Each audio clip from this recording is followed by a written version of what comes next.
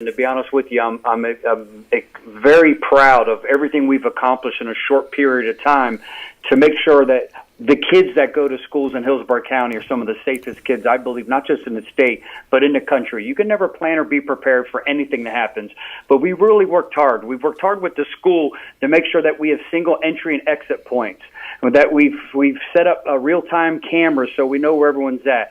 The fencing that's been developed around the school to make sure that people just don't have free access to the school. And the ballistic film that's been put on some of the windows in the more vulnerable areas. The bidirectional antennas where the law enforcement can actually now communicate with other law enforcement, with school administrators. Think about this for a second. Our schools are designed to be our hurricane shelters. Well, that poses a communication problem, and that was certainly the cause down in South Florida. We've removed that. We make sure that communication is not an obstacle anymore. So, along with the fact with the drills that we do, and then the fact that they're trained, they're sheriff's office trained. We have deputies in all the middle schools and high schools, and then we train school security. Here's another great point.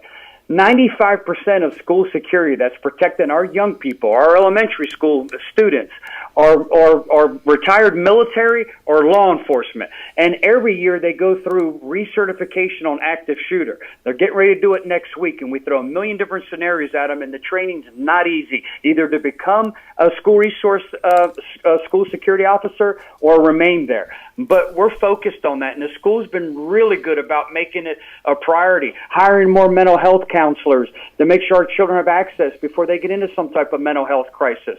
And lastly, it's how we respond to a situation. It all comes back to training. Our deputies are trained. They're not to wait for anything. You know, they have their long guns, their rifles if they need to. They have their ballistic vests, their shields. If something happens, go stop the threat and stop it now. So we continue to focus on training. And then lastly, I have to talk about the fact that it's not a joke.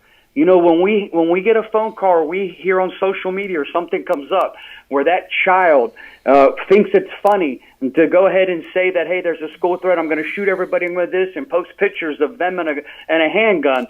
Listen, you wouldn't do it in an airport. Don't do it in a school. This is one time, and you know that I'm very big on second chances and fixing people and helping people. But this is where I have a zero tolerance policy, because we send the cavalry, and we can't wait 5 minutes. Nonetheless, in the morning, we're heading out until we can unfound that threat or find it a very credible threat. So there's a zero tolerance. So parents, if you're listening, please make sure your kids know that they're safe. On the same side of the coin, make sure they know that it's never a joke to talk about school violence.